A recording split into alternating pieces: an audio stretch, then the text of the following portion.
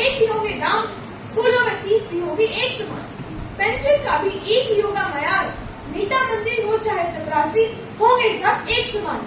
क्या 18 साल से कम उम्र में शादी करना कानूनी होना चाहिए? क्या एक इंसान का 4 शादियां करना कानूनी होना चाहिए? उत्तराधिकार और विरासत के मामलों में महिलाओं को पुरुष की तुलना में आधे से कम हिस्सा ही मिलेगा। यह कानूनी क्यों होना चाहिए? और एक मुस्लिम महिला बाकी भारतीय महिलाओं की तरह भरण पोषण का दावा नहीं कर सकती। यह स्वीकार्य क्यों होना चाहिए? नमस्कार, मैं सुलझा जुलिया कक्षा 8वीं का छात्र आज समान नागरिक संहिता के पक्ष में खड़ा हूँ। समान नागरिक संहिता का अर्थ एक ऐसे कानून से है जो धर्मनिरपेक्ष हो, जो किसी भी जाति या धर्म से ऊपर उठकर एक देश के सभी नागरिकों के लिए समान हो। इसको सभी जाति मजहब के लिए समान होने के कारण इसे धर्मनिरपेक्ष कानून भी कहा जाता है।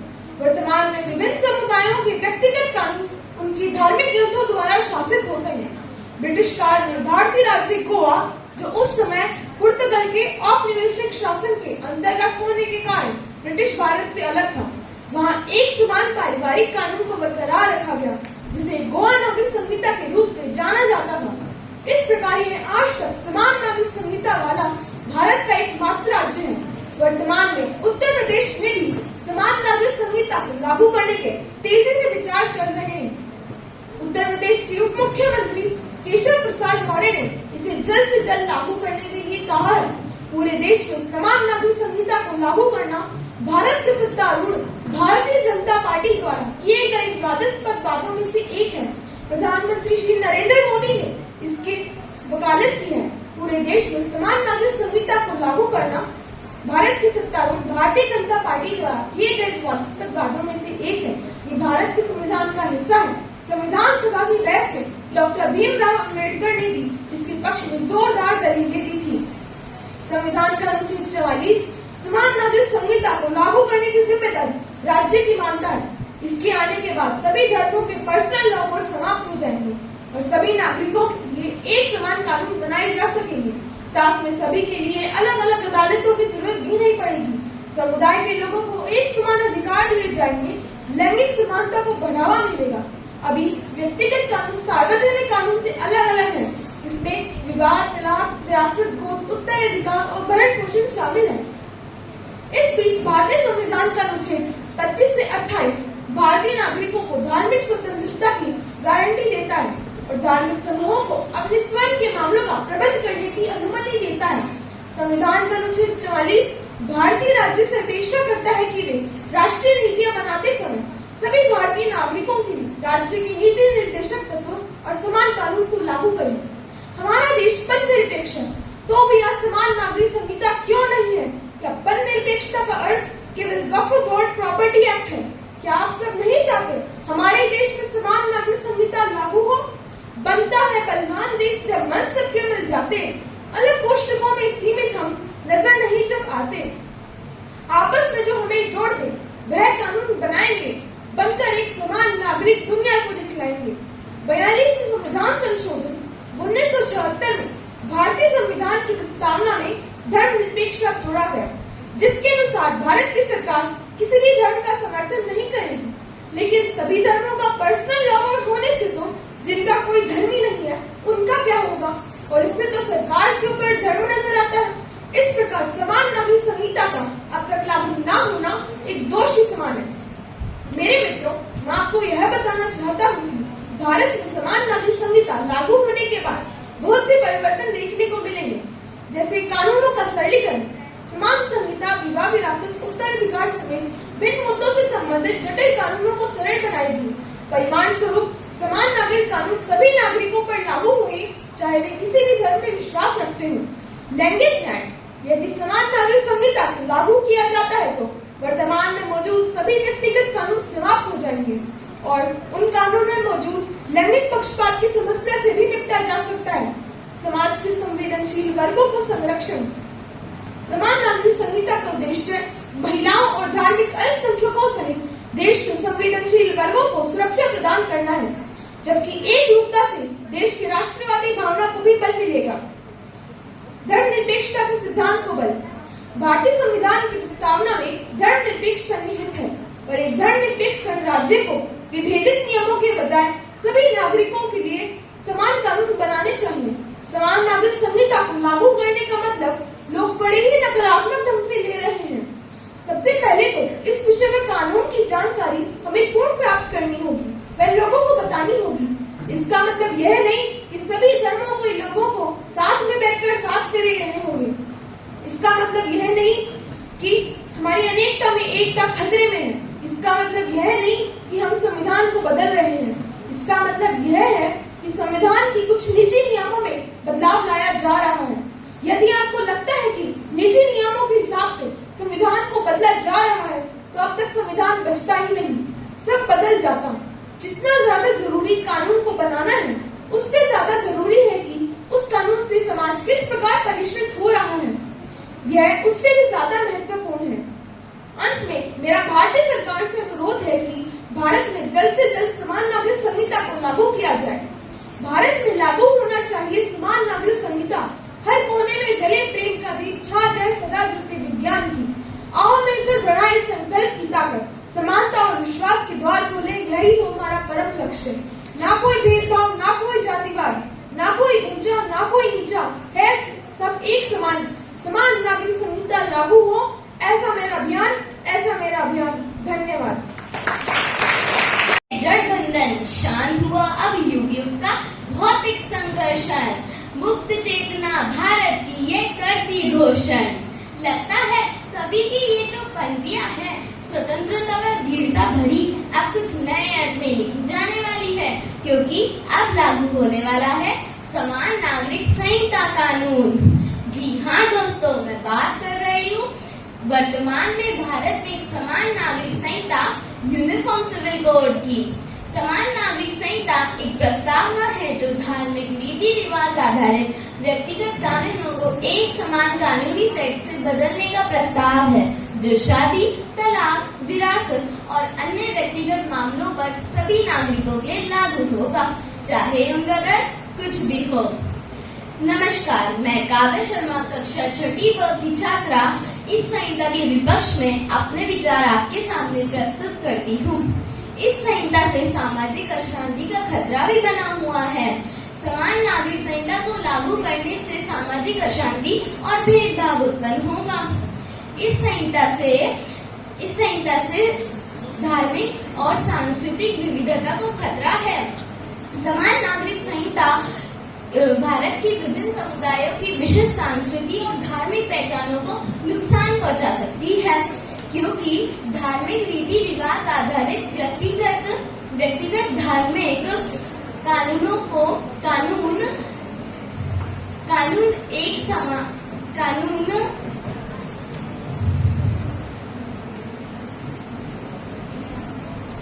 कानूनों को संरक्षित रखने के लिए आवश्यक है।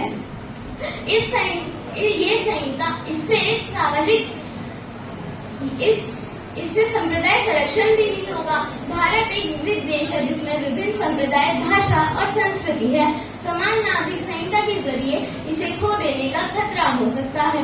इस संहिता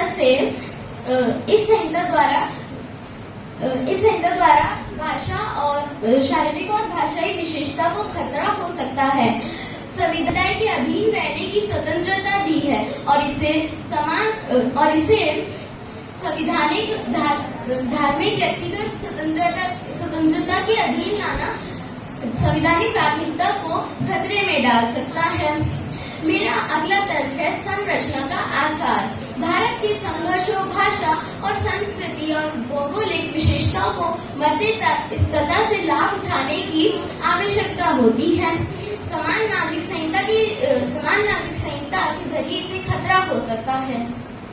माननीय सर्वोच्च न्यायालय ने भी इस कानून के लागू होने पर नाखुशी जताई है।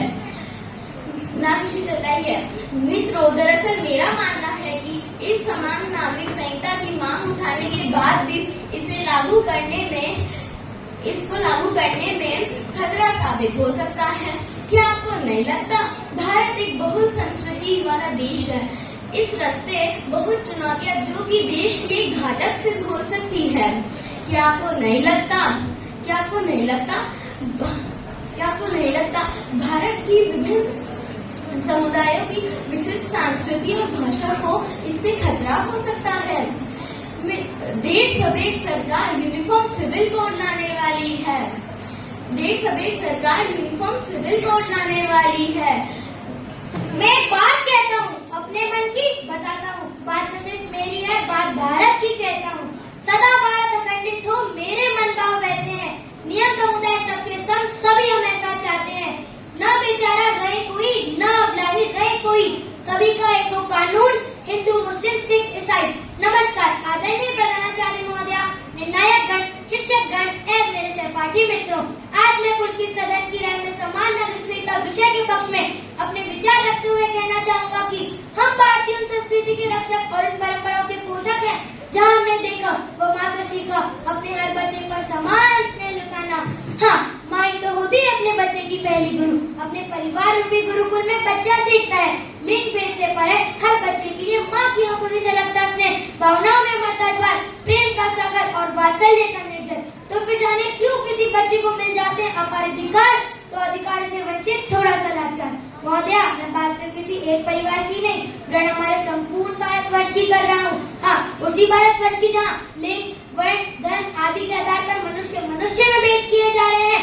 धन के आड़ में महिला का शोषण और उन पर अत्याचार किए जा रहे हैं। इसीलिए मैं आज यहाँ पर अवसर हूँ अपने देश के लिए प्रत्येक समुदाय के लिए समान कानून का, समान नागरिक संहिता अर्थात सभी समुदाय के लिए समान कानून। इसके अंतर्गत विरासत, विवाह, तलाक, चाइल्ड कस्टडी का गुजारा भत्ता जैसे कई पहलू शामिल हैं। किंतु कुछ विदेशी संस्कृतियों के प्रभाव के कारण भारत के व्यक्तिगत कानून काफी जटिल व विविध हैं। इसलिए प्रत्येक समुदाय अपने विशिष्ट नियमों का पालन करता है।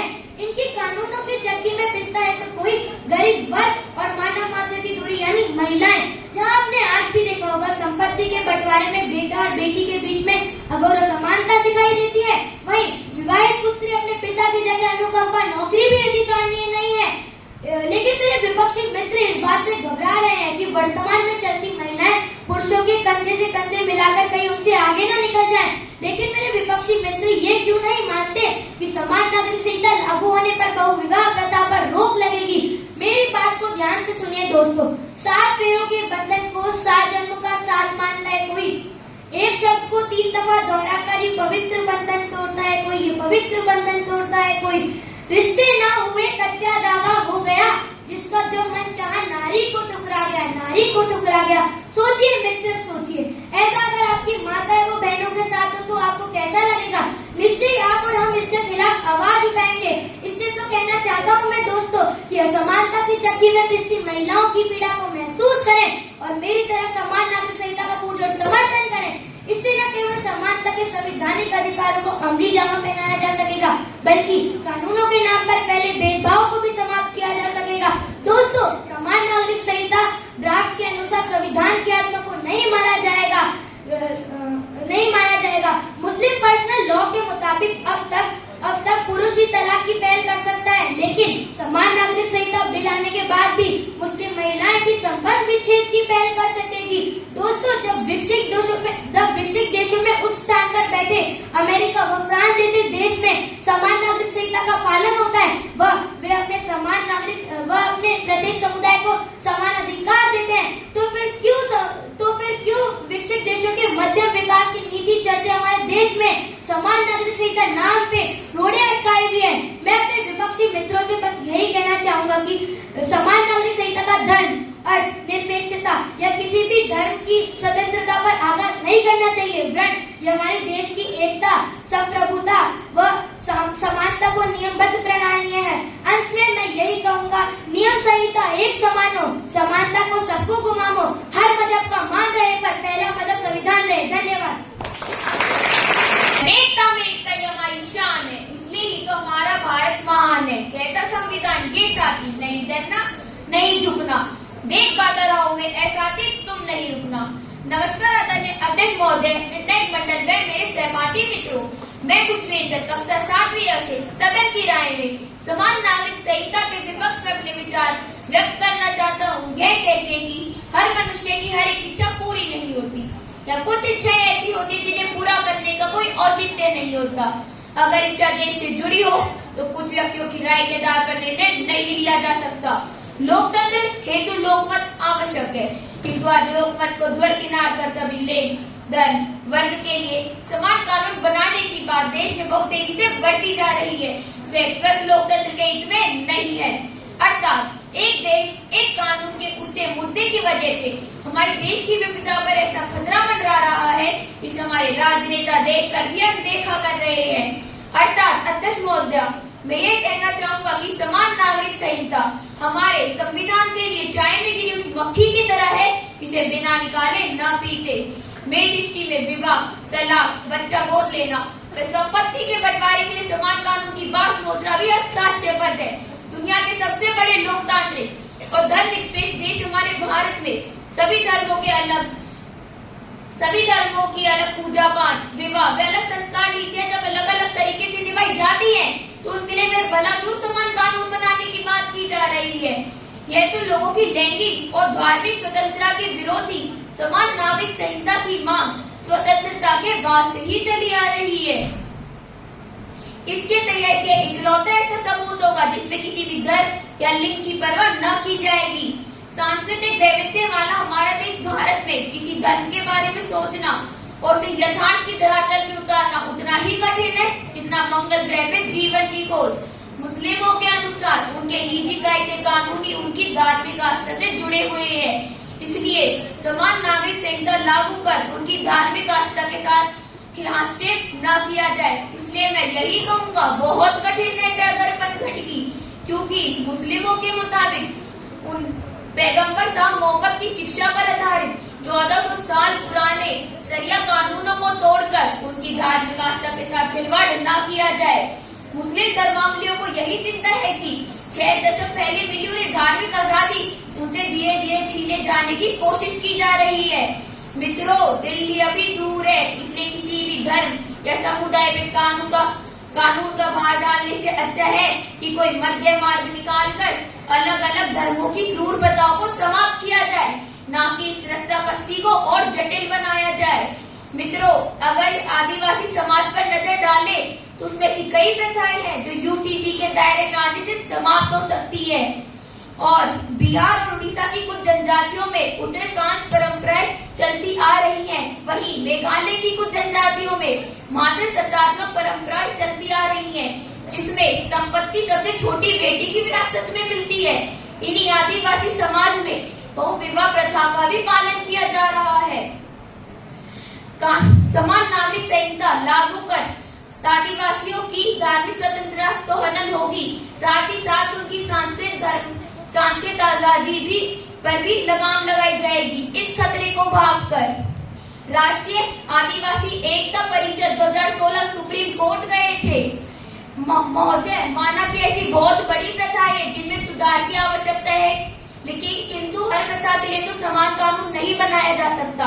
इसलिए मेरा यह मानना है कि व्यक्तिगत कानून को बदल ले या फिर समान नागरिक संहिता लागू करने की बजाय संशोधन करे और उन्हें इतना लचीला बनाए कि किसी भी विरोध की स्थिति में उनमें पूर्ण संशोधन किया जा सके। इसलिए अंत में मैं यही कहूँगा, काठ की हांडी नहीं जो आंच पे चढ़ते ही जल जाए, काठ की हांडी नहीं जो आंच पे चढ़ते ही जल जाए, ताश का महल नहीं जो हवा के झोंके के साथ द्वारा दस्त हो जाए। पाषाण सा खंडित पर्वत सा उचील है हमारा, पाषाण सा खंडित पर्वत सा उचील, फौलाद सा मजबूत है हमारा लोकतंत्र। अंत में मैं यही कहूँगा, पुरानी सांस्कृतिक वैविध्य वाली परंपरा ही चलती जाए। धन्यवाद। छात्रों, आपके समक्ष समान नागरिक संहिता के पक्ष में विचार प्रस्तुत करने जा रही हूँ।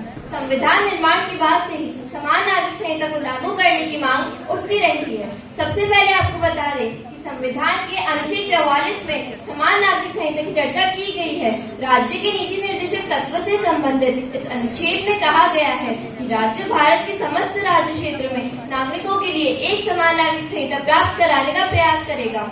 प्रश्न यह है कि अगर हम दशकों से अनेकता में एकता का नारा लगाते आ रहे हैं, तो कानून में भी एक रूपता में आपत्ति क्यों?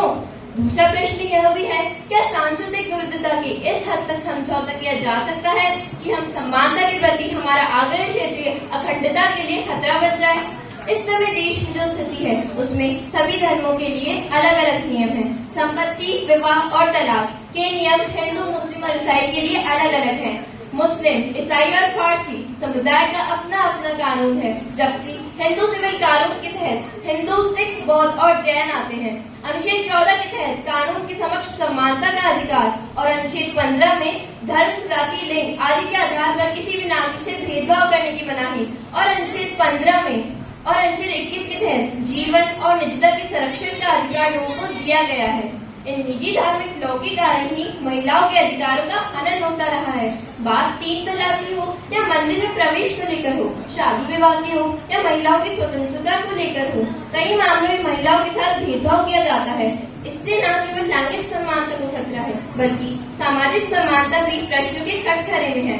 वर्तमान समय में सिर्फ अकेला गोवा ही एक ऐसा राज्य है जहां समान नागरिक संहिता लागू है। जाहिर है इसको प्रयास में लाना काफी कठिनाई व चुनौतियों भरा होगा, किंतु इसके उदाहरण देखते हुए इसे दूसरे राज्यों में लागू करना मुश्किल नहीं है। समान नागरिक संहिता लागू होने से सबसे बड़ी चीज तो उन भारतीय मुस्लिम महिलाओं की है जिनको बहुविवाह और हलाला जैसी बेड़ियों ने जकड़ रखा है। हमें समझना होगा कि निजी धार्मिक लॉ के सुधार से ही महिलाओं की स्थिति बेहतर हो सकती है। वह सम्मान पूर्वक बिना किसी 3 तलाक, बहुविवाह व हलाला की चिंता के अपनी जिंदगी व्यतीत कर सकती है।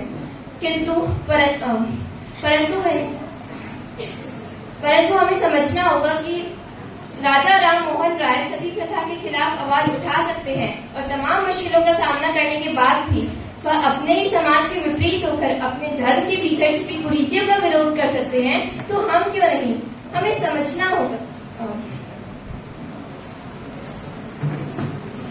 होने के तहत एक देश, एक कानून व समान नागरिक संहिता को अपना मत देना चाहिए। हमें समझना होगा कि अब ऐसे हमें इस बात का ध्यान रखना होगा कि अब कोई शायरा बानो या शायरा बानो को इंसाफ के लिए भटकना ना पड़े। धन्यवाद। नमस्कार, मेरा नाम ईशान शर्मा है। मैं कक्षा 7वीं ब का छात्र आज आपके समक्ष समान नागरिक संहिता के अंतर्गत अपने विचार विपक्ष में प्रस्तुत करने जा रहा हूँ।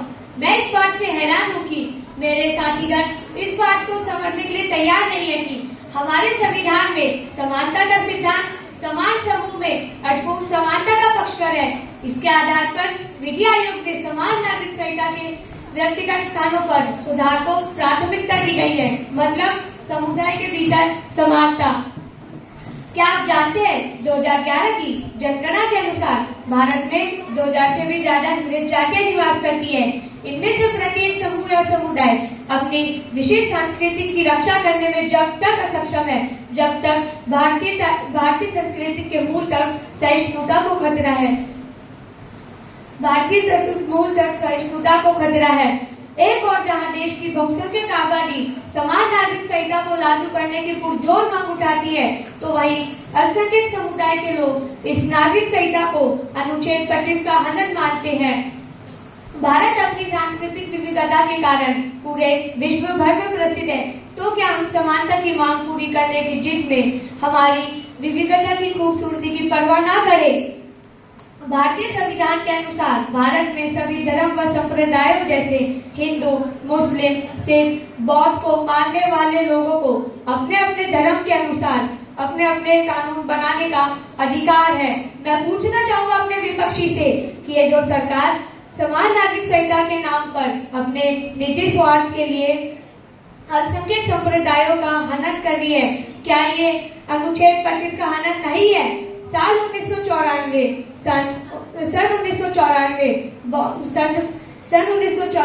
एसआर बॉम्बे बनाम भारत के संघ मामलों में उच्च न्यायालय का कथन है कि धर्म व्यक्तिगत विश्वास का विषय है, इसे पंथनिरपेक्ष गतिविधियों के साथ शामिल नहीं किया जा सकता। मेघालय में आदिवासी परिषद ने भी समानता के विरोध में प्रस्ताव पेश किया है। इस प्रस्ताव को पेश करते हुए उनका मानना है कि इस समुदाय को संविधान की 6ठी अनुसूची में विशेष अधिकार मिला हुआ है। इसके अलावा नागालैंड बैप्टिस्ट चर्च काउंसिल और नागालैंड आदिवासी परिषद ने भी यूसीसी को लेकर चिंता जताई है कि विधि के इस प्रारूप के कारण आदिवासी को जमीन देने वाले की कानून सुरक्षा से भूमि सुरक्षा समाप्त हो सकती है। धन्यवाद। नमस्कार माननीय निर्णायकगण, शिक्षकगण एवं मेरे सभी मित्र, मैं शुभिका गुप्ता ऑरेंज हाउस की तरफ से प्रत्येक नागरिकों के लिए समान कानून होने चाहिए के पक्ष में अपने विचार प्रकट करने जा रही हूँ। जैसा कि आप सब जानते हैं, यूनिफॉर्म सिविल कोड एक सामाजिक मामलों से संबंधित कानून होता है जो सभी वर्ग के लोगों के लिए विवाह, तलाक, भरण पोषण, विरासत एवं बच्चा गोद लेने आदि समान रूप से लागू होता है। अनुच्छेद 44 में कहा गया है कि सभी नागरिकों के लिए समान नागरिक संहिता लागू करना सरकार का दायित्व है और मैं इस बात से बिल्कुल सहमत हूँ। यह 23 नवंबर 1948 का दिन था जब यूसीसी को लेकर संसद भवन में विमर्श किया जा रहा था। आज इस बात को 75 साल गुजर गए, इसे लेकर कुछ नहीं हो सका। एक देश का कानून विचार आज आमतौर पर हर आदमी के जहन में है। दरअसल दुनिया के किसी भी देश में जाति और धर्म के आधार पर अलग अलग कानून नहीं है, लेकिन भारत के अलग अलग पंथों में मैरिज एक्ट है। इसीलिए इसी वजह से विवाह जनसंख्या समेत कई तरह का सामाजिक ताना बाना भी बिगड़ा हुआ है।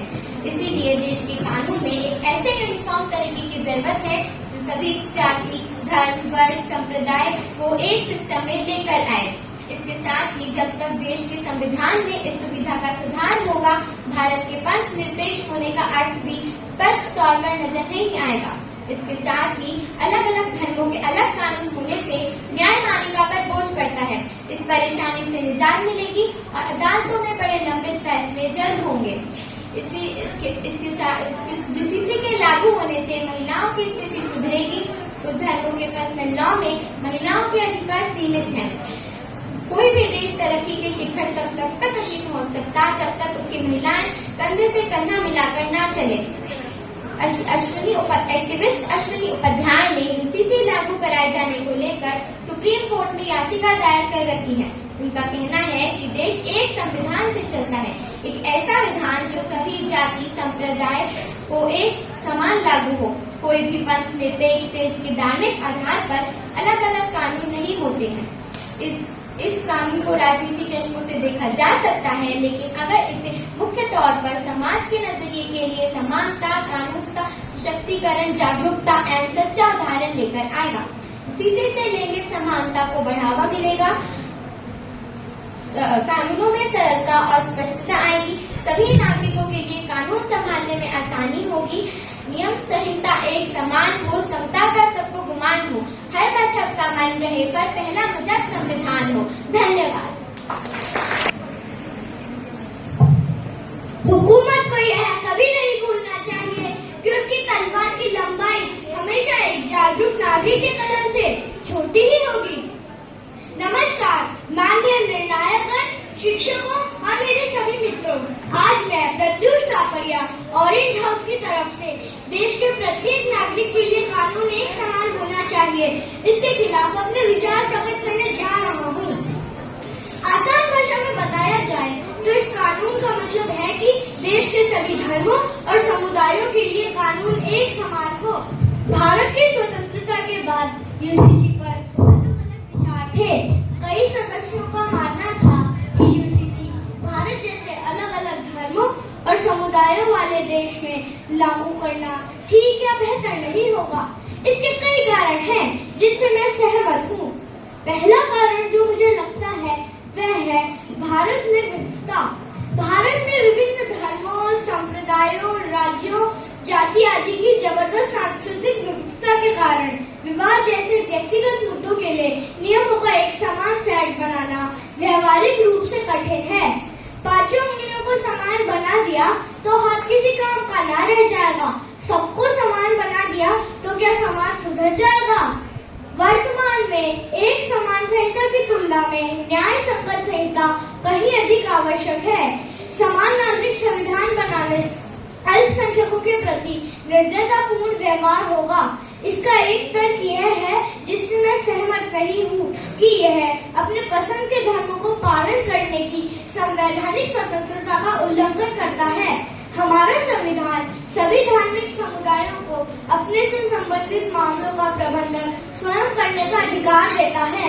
उदाहरण के लिए अनुच्छेद 25 सभी धार्मिक समुदायों को अपने से संबंधित व्यक्तिगत मामलों का प्रबंधन स्वयं करने का अधिकार देता है और अनुच्छेद 29 उन्हें अपनी विशिष्ट संस्कृति को पालन करने का अधिकार देता है।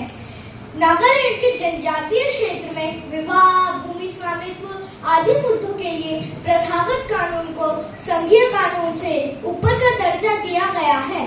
इसी तरह की चिंता आदिवासी एकता परिषद ने भी व्यक्त की थी।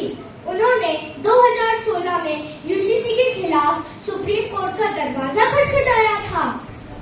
तो अंत में मैं बड़े सरल शब्दों में यही कहना चाहूंगा कि जब इंसान पांचों उंगलियों को समान नहीं बना सकता तो सभी धार्मिक समुदायों के लिए कानून एक समान कैसे हो सकता है। सच्चा लोकतंत्र वही है जहां सबका सम्मान हो, अधिकार एक समान हो, आत्मसम्मान हो, स्वाभिमान हो, पर बेवजह नाभिमान हो, अभिव्यक्ति की शक्ति हो, धर्म जाति हो न हो, पर हर कोई पहले इंसान हो, जहां सबका सम्मान हो, अधिकार एक समान हो। धन्यवाद। The first prize for Hindi debate goes to Pratyush Thapar. Second prize goes to Khushvendra Singh. And third prize goes to Pulkit Mathur. महोदय, निर्णायक मंडल, शिक्षकगण एवं मेरे सहपाठी मित्रों, मैं रितिका चौधरी कक्षा 12वीं की छात्रा आप सभी के समक्ष लोकतांत्रिक देशों में एक पार्टी के बढ़ते वर्चस्व के कारण लोकतंत्र खतरे में पड़ जाता है विषय के पक्ष में अपने विचार प्रस्तुत करना चाहूंगी। दोस्तों, देखा है हमने बड़े बड़े लोकतांत्रिक देशों के लोकतंत्र को मिट्टी में मिलते एक पार्टी के बढ़ते वर्चस्व के कारण, जिसका सबसे बड़ा उदाहरण ही नाजी जर्मनी 1933 से 1945 तक, जब एडोल्फ हिटलर और नाजी पार्टी ने पूरे देश पर अपना नियंत्रण जमा लिया और उसे अधिनायकवाद में बदल दिया। ऐसे तो न जाने कितने ही उदाहरण हमें इतिहास में देखने को मिले हैं। तभी तो किसी प्रसिद्ध कवि ने कहा है कि जिस देश में एक आदमी या एक पार्टी का शासन होता है वह गुलामों का देश होता है। ना ही सिर्फ एक पार्टी का बढ़ता वर्चस्व लोकतांत्रिक देशों को अधिनायकवाद और तानाशाही की तरफ लेके जा रहा है, बल्कि इसके और भी कई नुकसान हैं, जैसे कि सत्ता का संकेंद्रण। जब एक पार्टी बहुत अधिक प्रभाव हासिल कर लेती है तो वह सत्ता को मजबूत कर सकती है और नियंत्रण और संतुलन को कम कर सकती है, जो कि एक स्वस्थ लोकतंत्र के लिए काफी आवश्यक है। सत्ता का यह संकेंद्रण सत्तावादी प्रवृत्तियों को जन्म दे सकता है, राजनीतिक पहलुवाद को कम कर सकता है और असहमति को दबा सकता है। एक पार्टी का बढ़ता प्रभाव अन्य राजनीतिक दलों को हाशिए पर धकेल सकता है। यह विविध दृष्टिकोणों का प्रतिनिधित्व सीमित कर सकता है, मतदाताओं के लिए उपलब्ध विकल्पों को कम कर सकता है, जिससे राजनीतिक परिदृश्य कम प्रतिस्पर्धी हो जाता है और संभावित रूप से निर्णय लेने की प्रक्रिया से अल्पसंख्यक आवाजें बाहर हो जाती है। इतना ही नहीं महोदया, एक पार्टी के बढ़ते वर्चस्व के कारण लोकतांत्रिक संस्थानों का क्षरण होता है। एक प्रमुख पार्टी स्वतंत्र न्यायपालिका को कमजोर करके, मीडिया की स्वतंत्रता को दबाकर या चुनावी कार्यवाहियों में हेराफेरी करके लोकतांत्रिक संस्थानों को कमजोर कर सकती है। यह कार्यवाही शक्तियों के पूर्तिकरण को तो खत्म करती ही करती है, बल्कि लोकतांत्रिक मानदंडों और मूल्यों में गिरावट लाकर कानून के शासन को कमजोर भी करती है।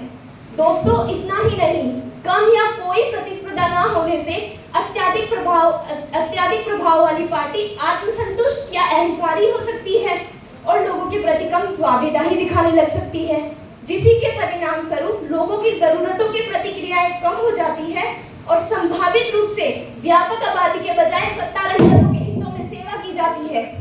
परंतु दोस्तों, अगर इतना सब जानने के बाद भी मेरे विपक्षी मित्र विषय पर अपना बचाव यह कहकर कह रहे हैं कि लोकतंत्र जनता का, जनता के द्वारा जनता के लिए शासन है, तो मैं उन्हें दुनिया के ही सबसे बड़े लोकतंत्र भारत का उदाहरण देकर यह बताना चाहूंगी कि ठीक स्वतंत्रता के बाद 1951, 1957, 1962, 1967, 1971 लगातार 5 चुनावों में एक पार्टी द्वारा जीत हासिल की गई थी, जिसी के परिणाम स्वरूप भारत का लोकतंत्र 25 जून 1975 से 1977 तक खतरे में रहा, जिसे भारत के लोकतांत्रिक इतिहास का काला अध्याय भी कहा जाता है। इसमें एक प्रमुख पार्टी द्वारा भारत में आपातकालीन का घोषित किया गया, जिसमें 1,11,000 लोगों को बिना किसी गुनाह के निर्वाहक हिरासत के तहत गिरफ्तार कर लिया जाता है, प्रेस पर प्रतिबंध लगा दिया जाता है, नसबंदी के कार्यक्रम की शुरुआत कर दी जाती है और तो और महोदया करीबन 21 महीनों तक नागरिकों के सभी मौलिक अधिकारों को समाप्त कर दिया जाता है। तो दोस्तों, अब आप ही सोचिए और बताइए, जिन फैसलों से जनता की जान ही हलक में अटक जाए, वह कहाँ सुरक्षित लोकतंत्र और कैसा लोकतांत्रिक शासन।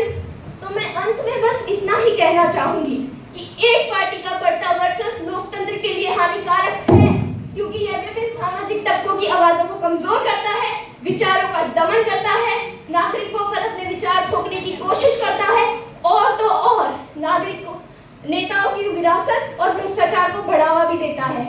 इसीलिए हम सबको ये सुनिश्चित करना होगा कि लोकतांत्रिक देशों में विपक्ष की स्थिति और संघर्षात्मक सामरिकता को सुरक्षित रखा जाए, ताकि सार्वजनिक विकास और न्याय लेने की प्रक्रिया में जनता की सहभागिता हो सके। धन्यवाद। इसीलिए लोकतंत्र ठहराव मांगता है। पार्टी चाहे एक ही हो सत्ता में, जनहित एक करे दिन रात, यह वादा हर जन आम मांगता है। इसीलिए लोकतंत्र ठहराव मांगता है। नमस्कार मेरे आदरणीय प्रधानाचार्य महोदय, निर्णायकगण, मेरे गुरुजन एवं मेरे सभी मित्र।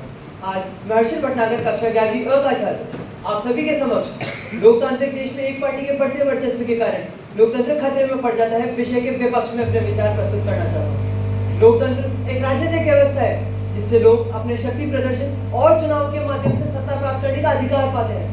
माना कि लोकतंत्र में विभिन्न राजनीतिक पार्टियों की मौजूदगी से भारतीय नागरिकों को बहुत विकल्प मिलते हैं। उन्हें अपने मूल्यों, विचारों और आवश्यकताओं के अनुसार पार्टी चुनने की पूर्ण स्वतंत्रता है। यह राजनीतिक स्वतंत्रता के सिद्धांत का मुख्य तत्व है। लेकिन महोदय, भारत जैसे लोकतांत्रिक देश में विभिन्न राजनीतिक पार्टियों के बीच मतभेद होते हैं। इससे लोगों की संवेदनशीलता विकसित होती है और उन्हें सकारात्मक रूप से सोचने का अवसर प्रदान होता है। दोस्तों, मैं फिर कहूंगा कि एक पार्टी के बढ़ते वर्चस्व के कारण लोकतंत्र को कोई खतरा नहीं है, क्योंकि लोकतांत्रिक संरचना में सामर्थ्य और अनुभव के आधार पर सक्रियता और ताकत की पहचान की जाती है। इसी कारण से एक पार्टी भी लगातार बहुमत हासिल करके लोकतंत्र को कुशलतापूर्वक चला सकती है।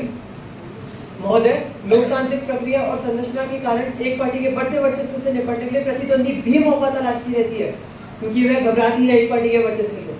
लेकिन मेरा मानना है कि उन्हें ऐसा ना करके सावधानीपूर्वक और सुरक्षित रूप से लोकतंत्र को संरक्षित करने के लिए मजबूत विपक्ष की भूमिका निभानी चाहिए। मेरे विपक्षी मित्रों को यह जानना होगा कि एक पार्टी व्यवस्था ही लोकतंत्र राजनीतिक नैतिकता की भावना को प्रोत्साहित करती है, जो जनता के बीच भ्रष्टाचार और शक्तियों की दुरुपयोग की भावना को रोकती है।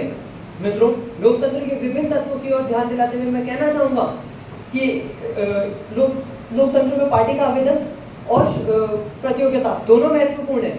एक पार्टी के शासन अकेले इंसान के निर्णयों के मुकाबले सामाजिक मतभेदों और बगावती प्रवृत्तियों को कम करने में मदद कर सकता है। एक पार्टी का शासन ही लोकतंत्र को जवाबदेही बनाता है। राजनीतिक पार्टी की नियमन करने की और सुनिश्चित करने की जिम्मेदारी होती है कि सरकार के निर्णय लोकतांत्रिक तरीकों से लिए जाए एवं जनता के सभी संवेदनशील मांगों का पालन किया जाए। एक पार्टी का शासन लोकतंत्र को संतुलन और स्थिरता प्रदान करता है। एक पार्टी का शासन ही सरकार के नीतिगत माध्यमों और कार्य क्षेत्रों को सुरक्षित और स्थायी बनाता है। चाहे वर्चस्व एक ही पार्टी का हो, लेकिन एक अच्छी पार्टी ही सरकार की सामरिकता, विज्ञान, शिक्षा और स्वास्थ्य जैसे अन्य क्षेत्रों में नई नीतियां अपनाकर जनता के विकास की ओर ले जाता है। एक पार्टी के शासन के दौरान जनता की उन्नति के लिए नई नीतियां और नई योजनाएं बनाई जाती हैं, जो जनता के सशक्तिकरण की दिशा में मदद करती है। इसलिए इन सभी कारणों से एक बात सिद्ध है कि एक पार्टी के बढ़ते वर्चस्व के कारण लोकतंत्र को कोई खतरा नहीं है, बल्कि ये उसके लिए लाभदायी है। पार्टियों के माध्यम से स्वतंत्र चुनाव, जनहित में प्रतिस्पर्धा, जनता की जरूरतों का पूर्णतः उद्घाटन होता है। इसलिए एक पार्टी के बढ़ते वर्चस्व को लोकतंत्र के मजबूत स्तंभ में देखा जाना चाहिए। अंत में मैं सिर्फ यही कहना चाहूंगा कि रंग बिरंगे पत्थर नहीं, लोकतंत्र की इमारतों में पत्थर मजबूत होने चाहिए। चाहे वर्चस्व एक ही पार्टी का हो, लेकिन देश में विकास की गंगा बहनी चाहिए। धन्यवाद। वो है इतरारे ना बुलंदियों को छूकर, वक्त के सिकंदर पहले भी कई हुए हैं। जहाँ होते थे कभी शहंशाह केवल, देखे हैं वही उनके मकबरे बने हुए। नमस्कार आदरणीय अध्यक्ष महोदय, प्रधानाचार्य महोदय एवं मेरे सहपाठी मित्रों। सदन की राय में लोकतांत्रिक देशों में एक पार्टी के बढ़ते वर्चस्व से लोकतंत्र को खतरा विषय के पक्ष में मैं अभिमन्यु सिंह पुरोहित अपने विचार व्यक्त करते हुए कहना चाहूंगा कि जनता द्वारा चुने गए प्रतिनिधि अपनी महत्वाकांक्षाओं को पूरा करने के लिए एक दूसरे की टांग खींच सकते हैं, किंतु शक्ति होती है जनता जनार्दन के हाथों में। अपनी सूझबूझ और चुनाव की लंबी प्रक्रिया में जनता प्रतिनिधियों के आचार व्यवहार के संदर्भ में संपूर्ण जानकारी प्राप्त करके उनके हाथ में देश की कमान सौंपती है। कई बार मजबूत विपक्ष के अभाव में सत्ताधारी पार्टी की शक्तियां बढ़ने लगती है और वो किसी एक स्थान तक सीमित न रहकर धीरे धीरे पूरे देश में वापस आने लगती है। आधिकारिक समय तक सत्ता में रहने की लालसा में वह अजगर की भांति छोटी छोटी पार्टी को निकलकर उनका अस्तित्व मिटा देती है, तो कुछ मजली पार्टी पर धर्म रूपी सरपास लेकर अपने वश में कर लेती है। कई बार इनके एक तरफ फैसले देश के परिता पर प्रश्न लगा देते हैं, जैसे महिला पहलवानों के शोषण दुर्व्यवहार गिरने पर सत्ताधारी पार्टी की चुप्पी और विपक्षी पार्टी को बार-बार चेतावनी देने पर भी खुला मुमताज था। ये तानाशाही नहीं तो और क्या है मित्रों। एक पार्टी के बढ़ते वर्चस्व को डिक्टेटरशिप को दरकिनार कर सत्ताधारी पार्टी जनहित के नाम पर देश पर अपने निर्णय चुन लेती है और शक्ति के मद में ऐठे होशियार हो जाते हैं। अरे साहब ऊंचे आसमान पर बैठकर तो अच्छे भी मक्कार हो जाते हैं। चौंकिए मत मित्रों, भारत के लोकतंत्र ने बदलते समय के साथ साथ जहाँ कुछ को डाला है, वहीं कुछ लोग कह रहे हैं लोकतंत्र की हत्या, संविधान की हत्या, तानाशाह शासन। लेकिन क्यों मेरे मित्रों, क्यों? कमजोर और लाचार भ्रष्टाचारी सत्ताधारी दल का अहम आसमान छूने लगता है और वो ले लगते हैं नोटबंदी, किसान कानून, नागरिकता संशोधन अधिनियम अर्थात CAA। महोदय, हम कैसे बोल सकते हैं 8 नवंबर 2016 की रात 8 बजे जनता पर थोपा गया नोटबंदी का तानाशाही फैसला। जस्टिस PV नागरिकता ने तो यहाँ तक कह दिया था कि यह फैसला गैर कानूनी है, इसे गजट नोटिफिकेशन की जगह कानून के जरिए लिया जाना था। इसका खामियाजा भुगता देश की जनता ने। भारतीय जनता पार्टी के प्रचंड बहुमत जीत के बाउंडर में देश की सबसे बड़ी और पुरानी कांग्रेस पार्टी भी दिन के समान उम्मीद लगी साहब, और आज भी धरातल के खिलाफ में विभिन्न पार्टियों से गठजोड़ की राजनीति कर रही है। और इधर सुरक्षा के मुख्य तरफ भाजपा छोटी पार्टी को निकलकर नई शक्तियां अर्जित कर रही है और तानाशाही फैसले ले रही है। आप ही बताइए मित्रों, जिस फैसले से लोग ही परेशान होकर भटकता फिरे, वहाँ कैसा लोकतंत्र? अपनी शक्ति के घमंड में जून 2020 में केंद्र सरकार 3 नए कृषि कानून लेकर आई, किंतु जनता ने उसका जमकर विरोध किया। लेकिन अपने निर्णय पर अटल सरकार ने जनता की एक न सुनी और देश में जगह जगह हिंसा का तांडव होने लगा। कई बेगुनाहों की जान की, देश को हिंसा के आग में झोंकने के बाद उन्होंने कानून को वापस लेने की घोषणा की। लेकिन कहते हैं ना, सब कुछ लुटा के होश में आए तो क्या हुआ? हाँ, तब तक बहुत देर हो चुकी थी। लोगों के अधिकारों की गोली चल रही थी। लोकतंत्र को कानून की कढ़ाई में पकाकर उसके छिटकारे लिए जाने लगे थे। माना कि सक्रिय के बगैर जिम्मेदार और लोगों के प्रति जवाब सरकार हो ही नहीं सकती। ये तो मेरा मानना यह है कि जब कोई एक पार्टी किसी देश पर हावी हो जाती है तो वह अन्य पार्टी में घुसपैठ करके उन्हें खोखला बना देती है। फिर वो चाहे ममता दीदी के नाक के नीचे पश्चिम बंगाल में खेला गया खेल हो या महाराष्ट्र की राजनीति में आया भूचाल, ये किसी एक दिन में एक व्यक्ति के जाने से नहीं हुआ है, बल्कि इसके लिए पूरी सत्ताधारी पार्टी ने बड़ा गेम खेलकर लोकतंत्र के परखच्चे उड़ाए हैं। अगर आगे भी ऐसे चलता रहा तो मैं यही कहूँगा, हमारा लोकतंत्र खतरे में है मित्रों। और लोकतंत्र की आड़ में सत्ता हटाने का खेल खेलने वालों को मैं कहूँगा, बुलंदी देर तक जब हिस्से में रहती है, बहुत ऊंची इमारत हर घड़ी खतरे में रहती है। मैं फिर कहूँगा, लोकतांत्रिक देशों में एक पार्टी के बढ़ते वर्चस्व से लोकतंत्र खतरे में पड़ जाता है और चुनाव की तो सार्थकता ही खत्म हो जाती है। कानून निर्माण में ये अपनी मनमानी करने लगते हैं और विरोध की कोई गुंजाइश नहीं रह जाती, क्योंकि जब किसी व्यक्ति का घमंड और पेट भर जाता है, वह चाहकर भी किसी को गले नहीं लगा सकता। अंत में मैं अपनी बात को श्री अटल बिहारी वाजपेयी जी की बात से समाप्त करते हुए कहना चाहूंगा कि जहाँ विरोधियों को बेदार मानने का भाव होता है, वहाँ लोकतंत्र समाप्त होता है और तानाशाही का उदय होता है। धन्यवाद। सरकारें आएंगी जाएंगी, पार्टियां बनने के टिकट मगर देश और उसका लोकतंत्र अमर रहना चाहिए। नमस्कार, आदरणीय प्रधानाचार्य महोदय, अध्यक्ष महोदय, निर्णायकगण एवं मेरे सहपाठी मित्रों, मैं रजत बर्मन सदन की राय में लोकतांत्रिक देश में एक पार्टी के बढ़ते वर्चस्व के कारण लोकतंत्र को खतरा विषय के विपक्ष में अपने विचार व्यक्त करते हुए कहना चाहूँ कि निकला हूँ सच की तलाश में, कुछ जवाब मुझे भी चाहिए वक्त से। महोदय, मेरे विपक्षी मित्र लोकतंत्र की बात करते हैं, पर ये लोकतंत्र क्या है ये समझने की कोशिश किए बिना तथ्यहीन बात करते हैं, ऐसी बातें जिनका कोई सिर पैर नहीं। दोस्तों मत भूलिए, हमें विश्व के सबसे बड़े लोकतांत्रिक देश के निवासी होने का गौरव प्राप्त हुआ है। विश्व का सबसे बड़ा और लचीला संविधान है हमारा, जहाँ देश के हर नागरिक को समान अधिकार दिए गए हैं। जनता स्वयं अपने बीच से अपने प्रतिनिधि चुनती है। तो आप ही बताइए, किसी विशेष और बड़ी पार्टी को प्रतिनिधित्व करने वाला जनता से जुड़ा जनप्रतिनिधि इतना उच्च शिखर कैसे हो सकता है, किसी पार्टी विशेष में तानाशाही कर सके?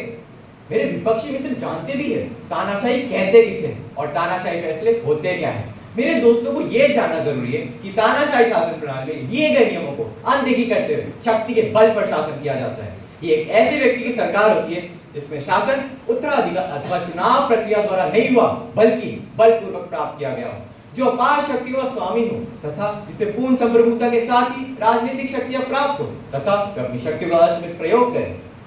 मित्रों आप भी जानते हैं, अगर मेरे प्यारे मित्रों अपने ज्ञान चक्षु खोलिए और तोल कर बोलिए। एक तरफ तो आप बात करते हैं लोकतांत्रिक देशों की, दूसरी तरफ उसी लोकतांत्रिक देश में किसी विशेष पार्टी के वर्चस्व को तानाशाही शासन करार देते हैं। मुझे आपकी सोच और समझ पर हंसी आती है।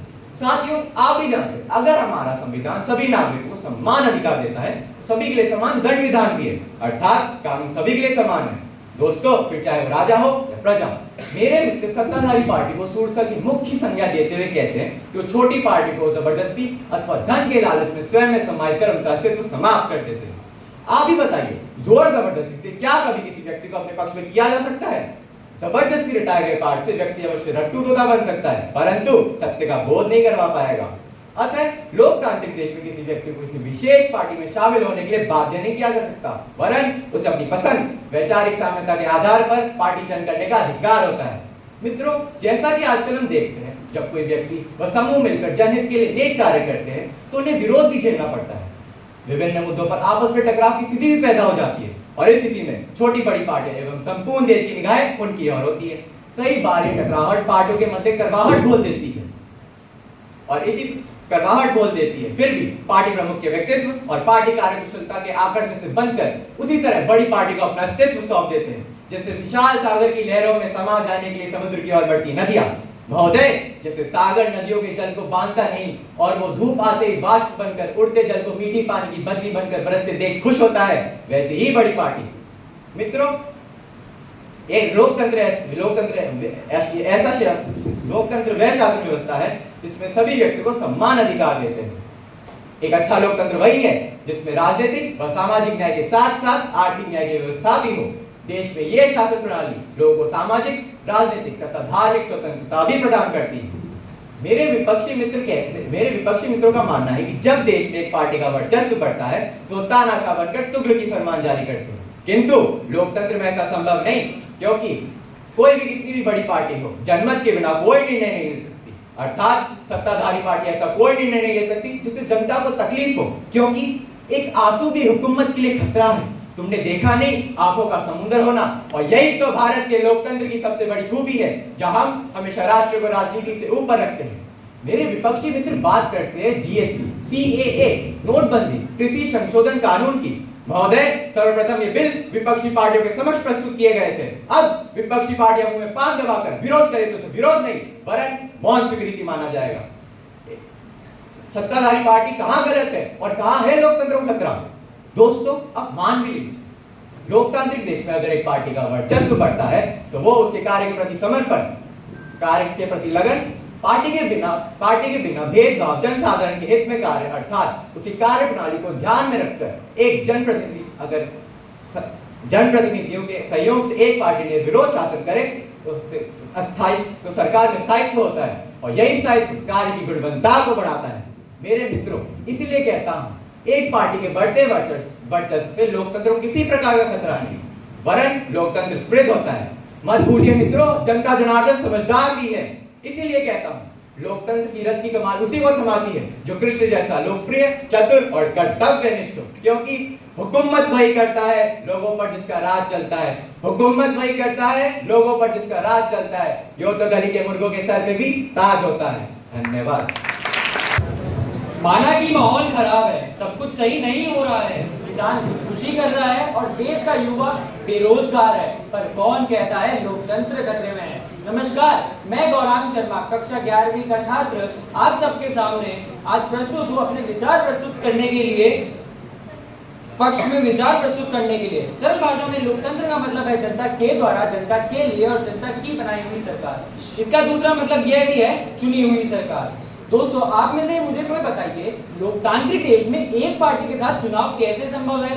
जनता के पास चुनने के लिए विकल्प भी तो अत्यंत आवश्यक है। जितना महत्व लोकतांत्रिक देश में एक पार्टी का होता है, सत्ता वाली पार्टी का होता है, उतना ही महत्व विपक्षी पार्टियों के नेताओं का भी है। इसका कारण यह है कि जो भी सत्ता में करने वाली पार्टी काम कर रही है वह सही प्रकार से कर रही है या नहीं, उसमें जनता की भलाई और समाज के सुधार के लिए कार्यरत है या नहीं। अगर नहीं तो विपक्षियों का यह दायित्व बनता है कि उसे वह जनता के सामने लाए। आज किसी अगर लोकतांत्रिक देश में एक पार्टी रहे तो यह बहुत मुमकिन है कि उस पार्टी के बारे में जनता को सच ही ना पता चले, क्योंकि उस पार्टी के बारे में उसकी बुराइयां बताएगा कौन? विपक्ष भी तो होना चाहिए। वह पार्टी अपनी अच्छाइयां तो गाती रहेगी, पर विपक्ष ही नहीं होगा तो उनका जवाब देगा कौन? आज जो भी कार्य सरकार कर रही है या फिर जनता द्वारा सरकार में चुने गए नेता जो भी महकमे में कार्यरत है, वे अपना कार्य सही प्रकार से या फिर जनता की भलाई के लिए कर रहे हैं या नहीं। उसे जानने का अधिकार जनता को है और इसे जनता तक पहुंचाने का काफी हद तक श्रेय जाता है विपक्षी और उनके नेताओं को, क्योंकि सत्ता में रहने वाली पार्टी अपनी अच्छाइयां तो बताती रहेगी, लेकिन कमियां और खामियां बताने के लिए विपक्ष का होना जरूरी है। अब विषय आता है लोकतंत्र में बढ़ते वर्चस्व का कारण से लोकतंत्र को खतरा। यदि बढ़ते वर्चस्व का कारण जनता का स्नेह और समर्थन है तो वहां तक तो ठीक है, लेकिन यदि लोकतंत्र में एक पार्टी का वर्चस्व इतना बढ़ जाए कि उस पार्टी के बारे में गलत या सही के बारे में किसी को पता ही ना। 10 की नहीं हर एक की हम राज हूँ, बात कहने की दिशा में एक नया अंदाज हूँ। 10 की नहीं हर एक की हम राज हूँ, बात कहने की दिशा में एक नया अंदाज हूँ। दिल या कानों की जगह मस्तिष्क से सुनिए मुझे, दिल या कानों की जगह मस्तिष्क से सुनिए मुझे, क्योंकि मैं अबला नहीं, इस देश की आवाज हूँ, इस देश की आवाज हूँ। आदरणीय प्रधानाचार्य, शिक्षकगण एवं मेरे सहपाठी मित्रों, आज मैं राइमा पंडित इस मंच के समक्ष आपको इस विषय के विपक्ष में अपनी राय रखने जा रही हूँ। लोक यानी देश और तंत्र यानी कार्य प्रणाली, यानी ऐसी कार्य प्रणाली जो पूरे देश द्वारा संचालित हो, और देश यानी ऐसे लोगों का समूह जो किसी सीमा से बंधे हो और स्वयं को उसका हिस्सा मानते हो, यानी ऐसी कार्य प्रणाली जो पूरे देश को चलाती है और उसे चलाने में देश के हर एक व्यक्ति का किसी न किसी रूप से अपना एक योगदान हो। यह योगदान या तो कार्य प्रणाली का हिस्सा बनकर किया जा सकता है या फिर प्रणाली में कौन कार्य करने को सक्षम है इस बात का मत देखकर भी अपना कार्य किया जा सकता है।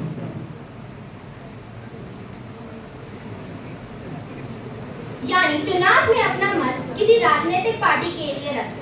यदि हम ऐसे तंत्र की बात कर रहे हो जहाँ जनता द्वारा चुने गए प्रतिनिधित्व द्वारा संचालित है और यह चुनाव प्रक्रिया अपने समय अंतराल पर नियमित रूप से होती ही रहती है, अब ऐसी प्रणाली या ऐसे तंत्र को खतरा उत्पन्न होने की संभावनाएं काफी हद तक कम रहती है। तब ऐसी स्थिति में या ऐसी प्रणाली में खतरा होने की संभावनाएं काफी हद तक कम रहती है। अब आते हैं हम आज के विषय पर कि लोकतंत्र में किसी एक राजनीतिक पार्टी के बढ़ते वर्चस्व से लोकतंत्र को किस प्रकार का खतरा होने की संभावना है। यह समझाना थोड़ा मुझे कठिन लग रहा है, इसलिए इस विषय पर मैं अपने विचार प्रस्तुत कर रही हूँ। पहली बात तो यह अपने आप में एक बहुत ही जटिल प्रश्न है कि किस प्रकार ऐसे लोकतंत्र में किसी एक राजनीतिक पार्टी का वर्चस्व स्थापित हो, क्योंकि यह कोई सरल कार्य नहीं। वर्चस्व स्थापित करने के लिए अपने कर्म, अपने व्यक्तित्व में समन्वय होना अत्यंत आवश्यक है।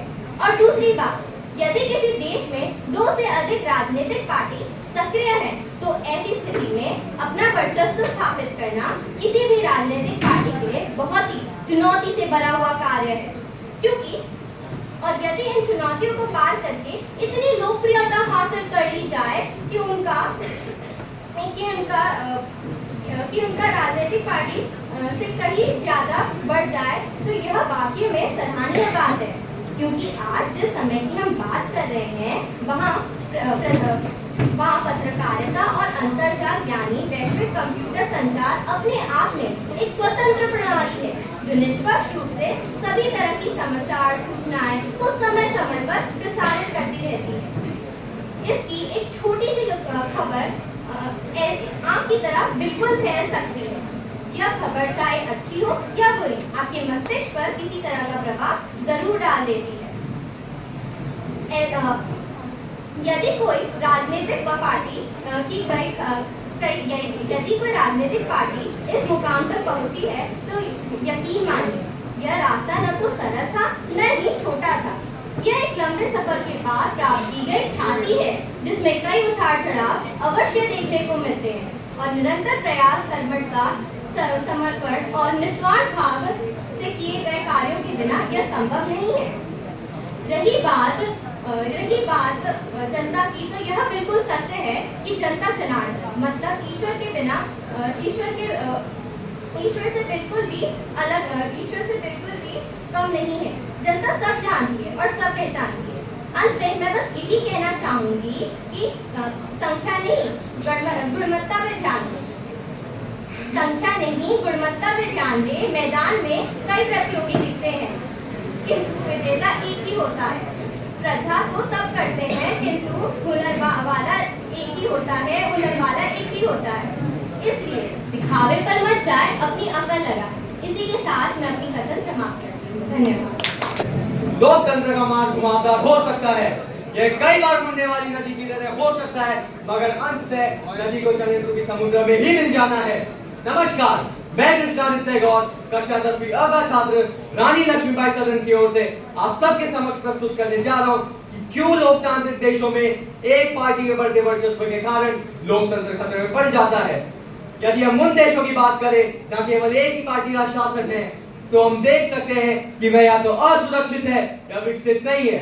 यदि आप लोग कहें कि चीन इतना विकसित हो चुका है, मेरा एक प्रश्न है, आप उस देश में कब तक रह पाएंगे जहाँ पे जनता को यंत्र की तरह चलाया जाए? और जिन्होंने करने का प्रयास करा जैसे सोवियत संघ, वो तो अब सिर्फ एक इतिहास बन के रह चुके हैं। यदि हम अपने लोकतंत्र के प्रारंभिक इतिहास पर नजर डालें तो हम देख सकते हैं कि एक बार महान भारतीय गीतकार मशहूर सुल्तानपुरी को मात्र इसलिए गिरफ्तार कर लिया गया था क्योंकि उन्होंने 1951 में पंडित जवाहरलाल नेहरू को हिटलर का और कांग्रेस पार्टी की तुलना नाजी पार्टी से की थी। यह सब तब हुआ जब कांग्रेस सत्ता में थी। क्या देश तानाशाही के प्रतिबिंबित दिनों को भूल गया जब देश भर की दीवारों पर लिखा रहता था India is Indira, Indira is India?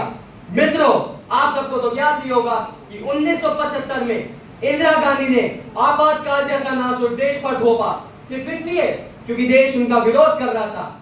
इस आपातकाल के कारण कई लोगों को अमानवीय यातनाएं दी गई और कई लोगों को हिरासत में दिया गया। यदि हम इतिहास को थोड़ा और देखें तो यह भी पाएंगे कि भाजपा और कांग्रेस के अलावा किसी भी पार्टी ने अपने 5 साल का कार्यकाल पूरा नहीं किया। इसके अलावा कांग्रेस के केंद्र शासन के दौरान गैर कांग्रेसी राज्य सत्ता और समान राज्यकारी अधिकारों की भीख मांगते थे।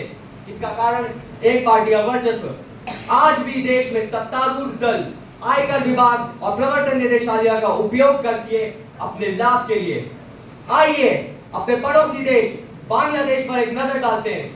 गत कई वर्षों से बांग्लादेश में मुक्ति वाहिनी का शासन है, मगर क्या आप सब लोग जानते हैं कि वह मूल रूप से एक पार्टी प्रणाली चला रहे हैं?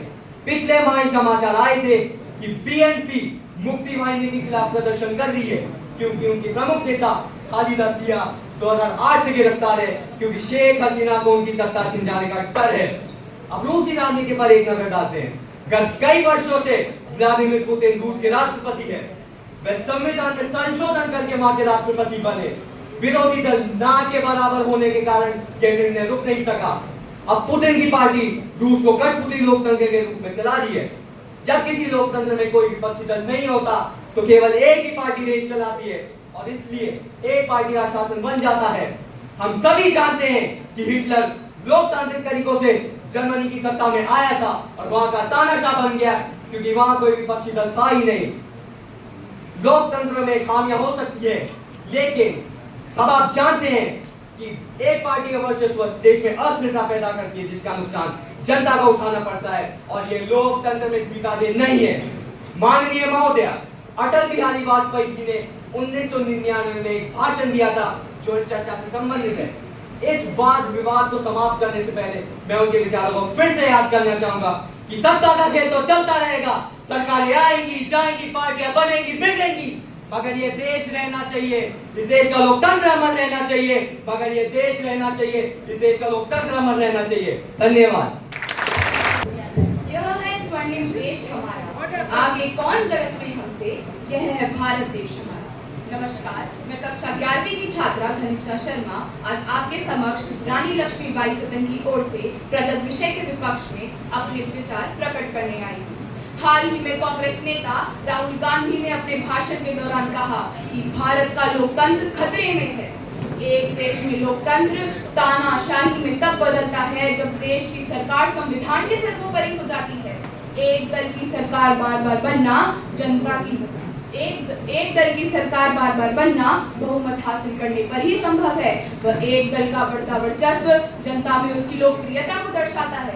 भारत में भले ही राष्ट्रीय स्तर पर एक दल प्रचलन में हो, परंतु भारत के कई राज्यों में उन दलों की सरकार है जो तुलनात्मक रूप से कम प्रचलित है।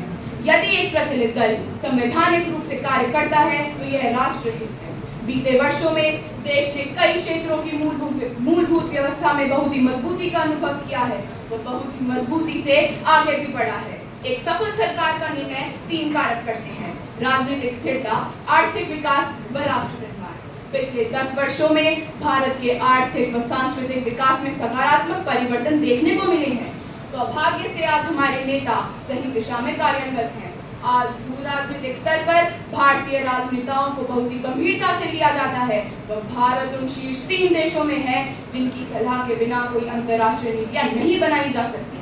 वर्तमान में प्रचलित दल के पहले कार्यकाल के दौरान उनकी सरकारी नीतियां निर्विवादित थी और यही कारण है कि उन्हें दूसरे कार्यकाल में और भी बहुमत के साथ चुना गया। अक्सर फासीवाद का विचार करते समय हमारे मस्तिष्क में हिटलर जैसे तानाशाहों की छवि स्वनिर्मित हो जाती है, जिनके कार्यकाल में जनता को कंसंट्रेशन कैंप्स में रखा गया व कई जघन्य हत्याकांड हुए। मेरे मित्रों, आप ही बताइए कि क्या भारत में ऐसे जघन्य हत्याकांड हो रहे हैं जो लोग एक बढ़ते वर्चस्व की तुलना तानाशाही से करते हैं। लोग कहते हैं कि भारत का लोकतंत्र तानाशाही की कगार पर है, परंतु मेरे प्रिय मित्रों, भारत सबसे जीवंत लोकतंत्र है। वह लोकतंत्र यहाँ के लोगों के संस्कार और संस्कृति में बसा है। अमेरिका द्विदलीय राजनीति का पालन करता है, जो कि चीन व उत्तरी कोरिया जैसे देशों के राजनीतिक ढांचे से मात्र 1 कदम दूर है। वहाँ पर सिर्फ 2 दल होने के कारण कई सामाजिक समूहों का कोई प्रतिनिधि ही नहीं है। हाँ, भारत में लोकतंत्र अराजक है, परंतु भारत एक कहीं बेहतर लोकतंत्र है और यहाँ पर जनता, विशेष करके अल्पसंख्यकों का एक बेहतर प्रतिनिधि भी है। जब तक हमें परिणाम मिल रहे हैं और जब तक लोगों की सेवा हो रही है, तब तक एक दल का बढ़ता वर्चस्व लोकतंत्र के लिए खतरा हो ही नहीं सकता। मेरे विपक्षी मित्रों, जब देश के सबसे अलोकतांत्रिक काल में भी लोकतंत्र ने तानाशाही का रूप नहीं लिया, तो यह वर्तमान में कैसे संभव है? जिस देश में हर कार्य संविधान के अनुरूप होता है, उस देश का लोकतंत्र सदैव के लिए सुरक्षित है। भारत का लोकतंत्र न तब खतरे में था जब देश ने आजादी प्राप्त करी, न तब जब देश ने युद्ध विभीषिकाएं झेली, और न अब खतरे में है। पहले संपूर्ण भारत में दल के नाम पर सिर्फ कांग्रेस थी, अब और विकल्पों के साथ में भाजपा भी है। यदि एक प्रचलित दल सत्ता प्राप्ति हेतु लेश मात्र भी इच्छुक है, तो उसे सर्वोत्तम प्रदर्शन करना ही होगा, जो कि देश के चहुमुखी विकास की ओर अग्रसित करेगा। और इस तरह से माननीय निर्णायकगणों, देश विकसित देशों की श्रेणी में कतारबद्ध होगा। मेरी अंतिम पंक्तियों से आप सभी निश्चित रूप से सहमत होंगे कि देश के विकास का अर्थ है देश के अंतिम नागरिक तक का विकास, और यही हमारा लक्ष्य है। भारत की लोकतांत्रिक व्यवस्था श्रेष्ठ थी, श्रेष्ठ है व श्रेष्ठ रहेगी। धन्यवाद। तो अब आ जाती है बात रिजल्ट्स की। तो any guess for first prize?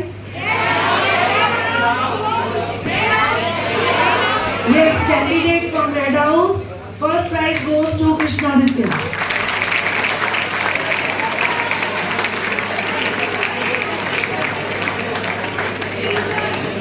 And yes, definitely second prize also goes to Red House Ganishka.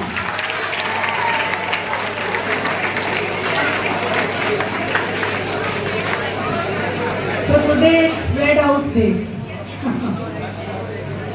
And third prize goes to Ritika Chaudhary.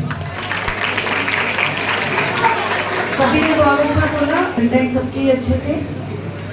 धन्यवाद।